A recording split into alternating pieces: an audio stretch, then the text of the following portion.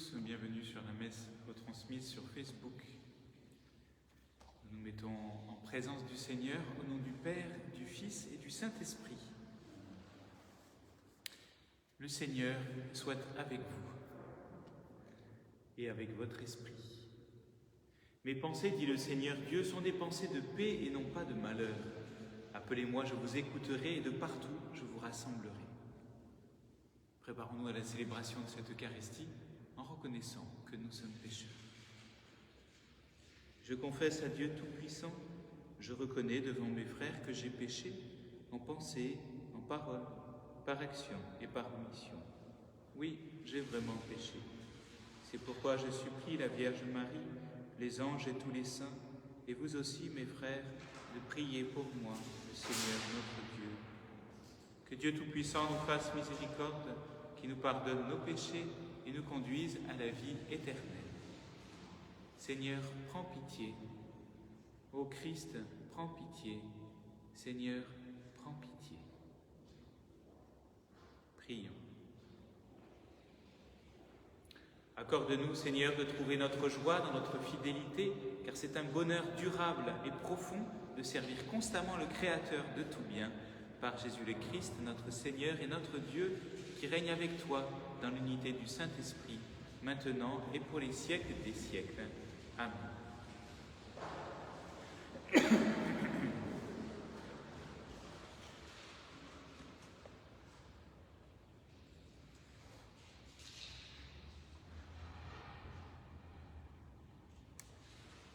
Lecture du livre de l'Apocalypse de Saint Jean. Moi, Jean, la voix que j'avais entendue venant du ciel me parla de nouveau et me dit : Va, prendre le livre ouvert dans la main de l'ange qui se tient debout sur la mer et sur la terre. Je m'avançai vers l'ange pour lui demander de me donner le petit livre. Il me dit : Prends, dévore-le, il remplira tes entrailles d'amertume, et dans ta bouche, il sera doux comme le miel. Je pris le livre de la main de l'ange et je le dévorai. Dans ma bouche, il était doux comme le miel, mais quand je l'eus mangé, il remplit mes entrailles d'amertume. Alors on me dit : il te faut de nouveau prophétiser sur un grand nombre de peuples, de nations, de langues et de rois. Acclamons la parole de Dieu. Louange à toi, Seigneur Jésus. Quelle est douce à mon palais ta promesse. Je trouve dans la voie de tes exigences plus de joie que dans toutes tes richesses. Je trouve mon plaisir dans tes exigences, ce sont elles qui me conseillent.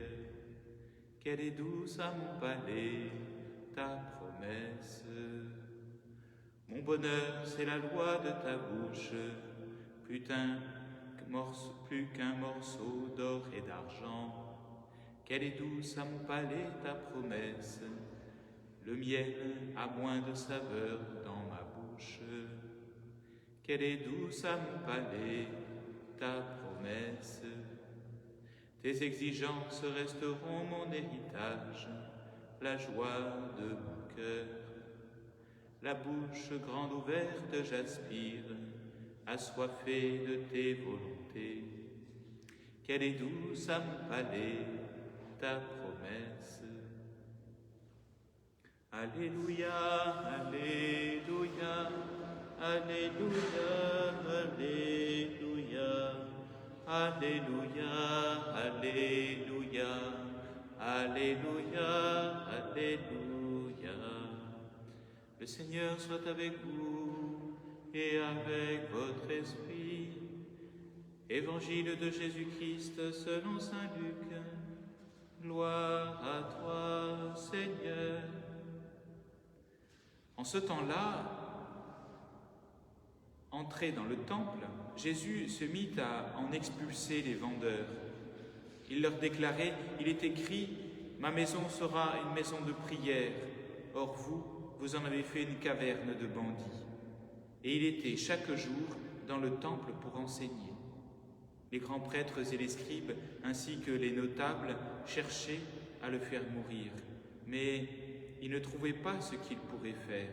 En effet, le peuple tout entier, suspendu à ses lèvres, l'écoutait. Acclamons la parole de Dieu. Louange à toi, Seigneur Jésus.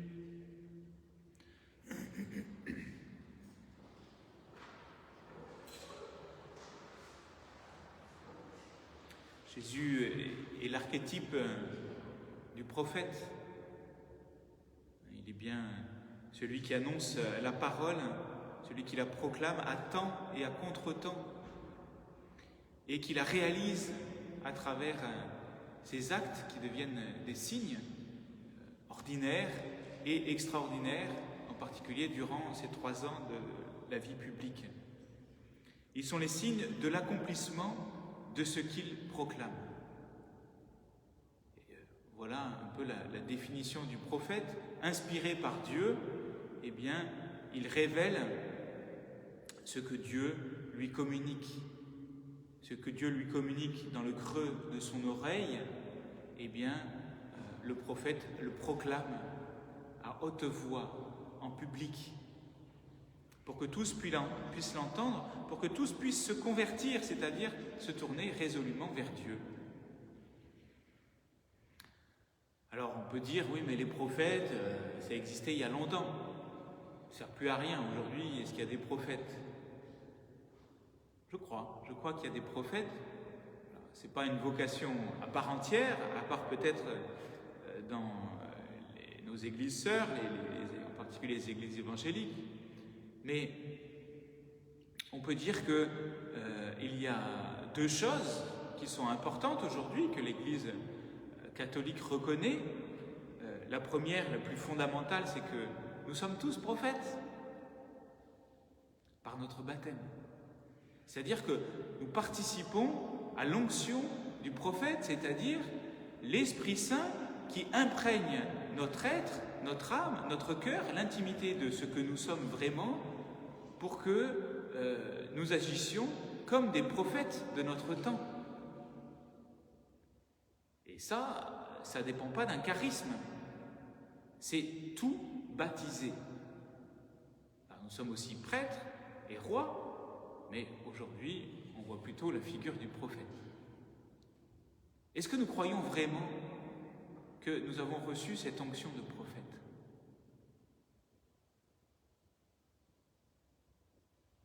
Est-ce que c'est quelque chose de folklorique, quelque chose qui nous dépasse, quelque chose qui nous est incompréhensible ? Ou bien peut-être que certains d'entre vous en font l'expérience dans leur quotidien, dans leurs rencontres les uns avec les autres. Il y a aussi ce qu'on appelle le charisme de prophétie qui est assez spécifique, qui est un peu comme une extension charismatique, c'est-à-dire plus expressive, plus explicite de l'onction du prophète que nous avons reçu, car le prophète, c'est le Christ. Parfois, nous pouvons avoir une intuition quand nous parlons avec des personnes. Une intuition qui peut-être vient de Dieu, mais parfois, à cause de la logique du monde, ou la peur d'être jugé, la peur du regard des autres, nous n'osons pas la dire, parce que nous projetons la réaction de la personne. La chose qui doit être vérifiée, c'est est-ce que, c'est l'histoire des 3 tamis, est-ce que cela est bon? Est-ce que cela est vrai? Et est-ce que ça va édifier la personne? Est-ce que ça sert à la croissance de la personne? Si c'est le cas, nous pouvons dire cette parole sans crainte, même si elle ne vient pas forcément explicitement de Dieu. Puisque si c'est bon, si c'est vrai, et si c'est constructif. Ainsi, osons la parole. Le Seigneur nous dit, ouvre ta bouche, et moi, je l'emplirai. N'ayons pas peur.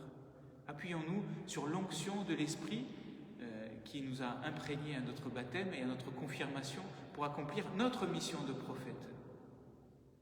Parfois, c'est une parole qui va pouvoir guérir. Parfois, c'est une parole qui va pouvoir permettre que la personne puisse se tourner vers Dieu dans sa liberté. Et parfois même, ça peut être une parole qui va édifier la personne dans ce qu'elle va vivre par la suite et qu'elle ne sait pas encore. Voilà une des choses, ou de multiples choses, que peut inspirer l'Esprit Saint dans notre parole de prophétie. Mais d'abord, ce qui est premier, pour accomplir la parole de Dieu qui nous est inspirée dans le cœur, c'est de la lire, c'est de la méditer, c'est de la mendiquer, comme disent les pères de l'Église, c'est-à-dire la mâcher, qu'elle devienne comme de l'eau dans notre cœur, pour qu'elle soit tellement imprégnée qu'elle fasse partie de nous-mêmes, pour pouvoir la partager. Ce que je vous aurais dit dans le creux de votre oreille, vous le crierez sur les toits, à temps et à contre-temps, non pas selon la logique du monde, mais selon la logique de Dieu. Ce qu'il y a de fou dans le monde, voilà ce que Dieu a choisi.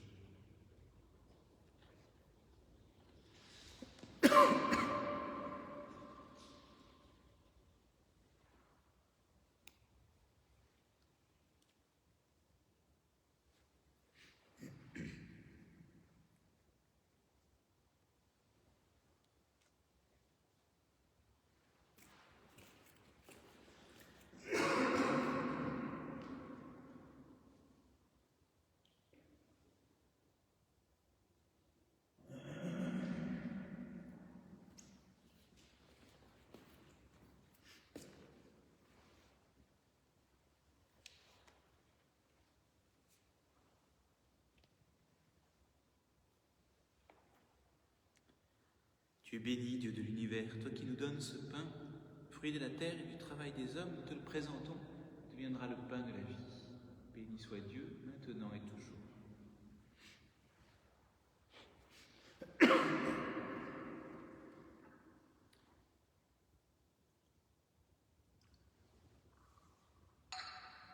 Comme c'est toi aussi, sacrement de l'annonce.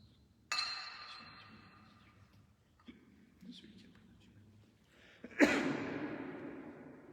Tu es béni, Dieu de l'univers, toi qui nous donnes ce vin, fruit de la vigne et du travail des hommes, nous te le présentons, et deviendra le vin du royaume éternel. Béni soit Dieu, maintenant et toujours. Humbles et pauvres, Seigneur, nous supplions, au sacrifice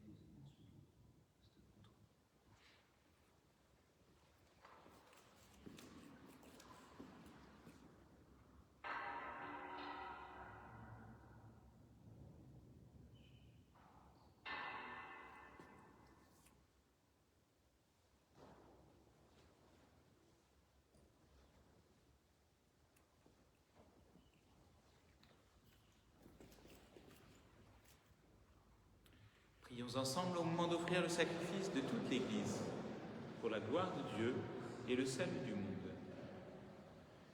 Permets, Seigneur notre Dieu, que l'offrande placée sous ton regard nous obtienne la grâce de vivre pour toi et nous donne l'éternité bienheureuse par Jésus le Christ, notre Seigneur.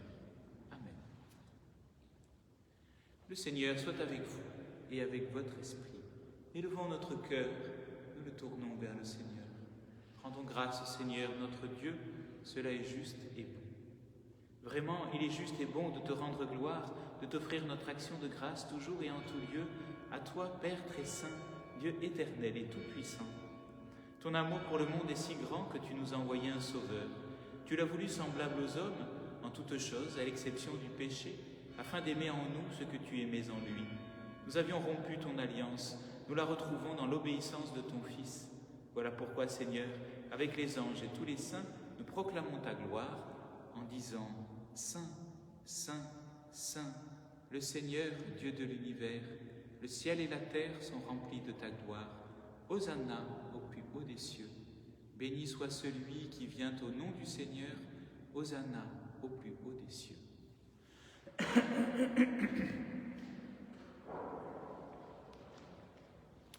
Toi qui es vraiment saint, toi qui es la source de toute sainteté, Seigneur, nous nous te prions. Sanctifie ces offrandes en répandant sur elles ton esprit, qu'elles deviennent pour nous le corps et le sang de Jésus le Christ, notre Seigneur. Au moment d'être livré et d'entrer librement dans sa passion, il prit le pain, il rendit grâce, et le rompit, et le donna à ses disciples en disant « Prenez et mangez-en tous, ceci est mon corps, livré pour vous. »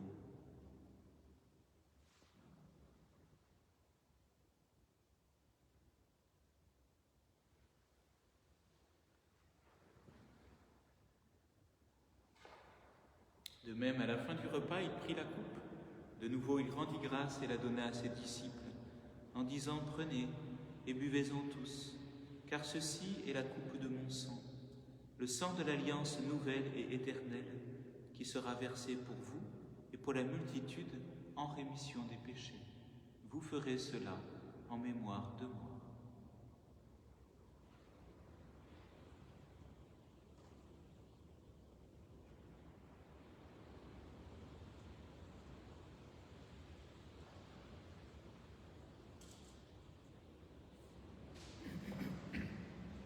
Il est grand le mystère de la foi. Nous proclamons ta mort, Seigneur Jésus, nous célébrons ta résurrection, nous attendons ta venue dans la gloire.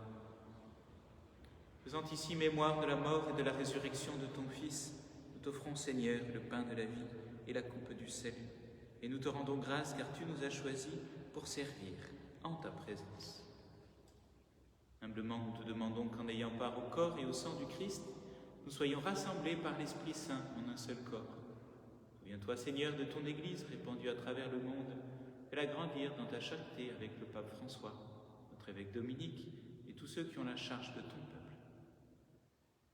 Souviens-toi aussi de nos frères qui se sont endormis dans l'espérance de la résurrection, en particulier pour Marc Mélano, Philippe Legac.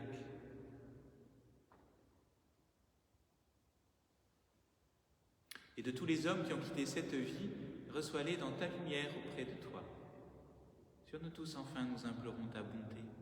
Permets qu'avec la Vierge Marie, la bienheureuse Mère de Dieu, avec Saint Joseph, son époux, avec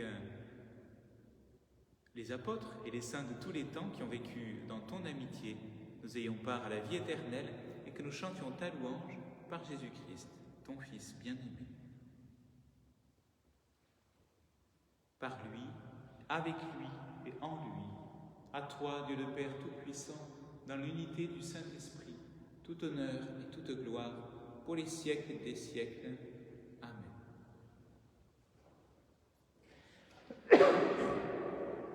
Unis dans le même esprit, nous pouvons dire avec confiance la prière que nous avons reçue du Sauveur. Notre Père qui es aux cieux, que ton nom soit sanctifié, que ton règne vienne, que ta volonté soit faite sur la terre comme au ciel. Donne-nous aujourd'hui notre pain de ce jour. Pardonne-nous nos offenses, comme nous pardonnons aussi à ceux qui nous ont offensés. Et ne nous laisse pas entrer en tentation, mais délivre-nous du mal. Oui, délivre-nous de tout mal, Seigneur, et donne la paix à notre temps. Par ta miséricorde, libère-nous du péché.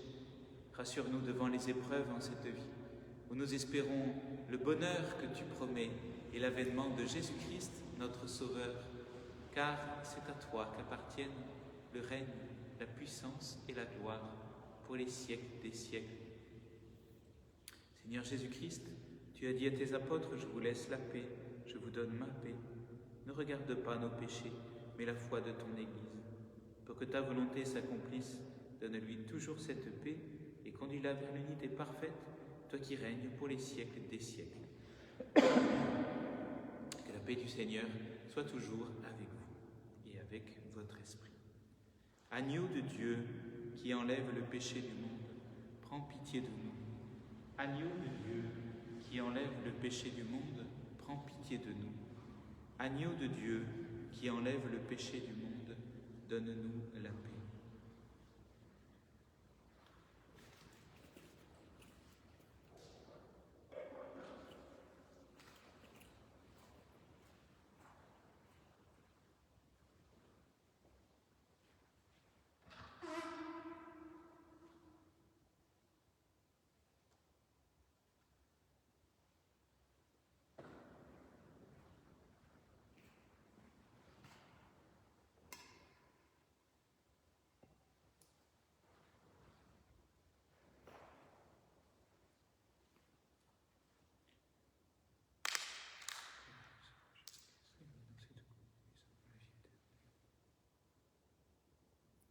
Heureux les invités au repas du Seigneur.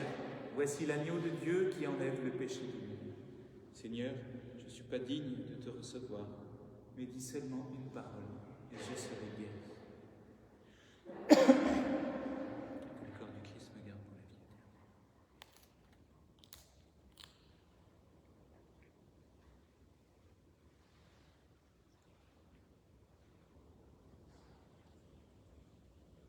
Que le sang du Christ me garde pour la vie éternelle.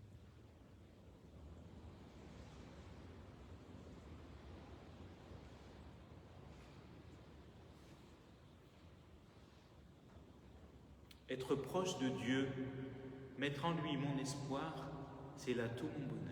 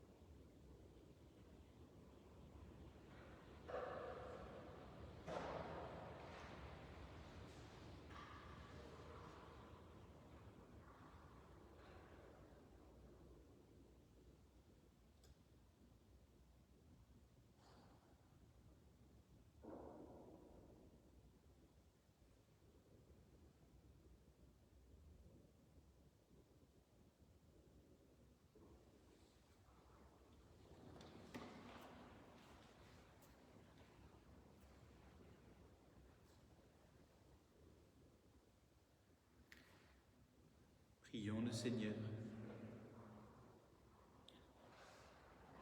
Nous venons de communier, Seigneur, au don sacré du corps et du sang de ton Fils, et nous te prions humblement que cette Eucharistie offerte en mémoire de lui, comme il nous a dit de le faire, augmente en nous la charité par Jésus le Christ, notre Seigneur.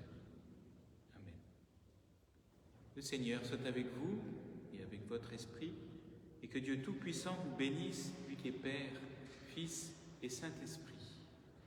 Allez, dans la paix du Christ, nous rendons grâce à Dieu.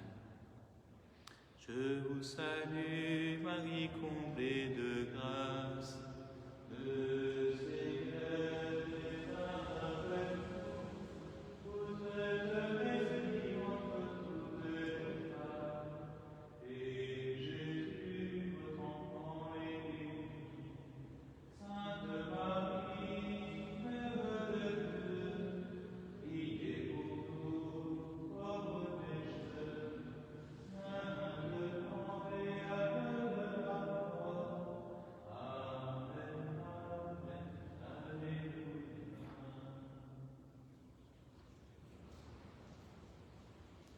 Bonne journée.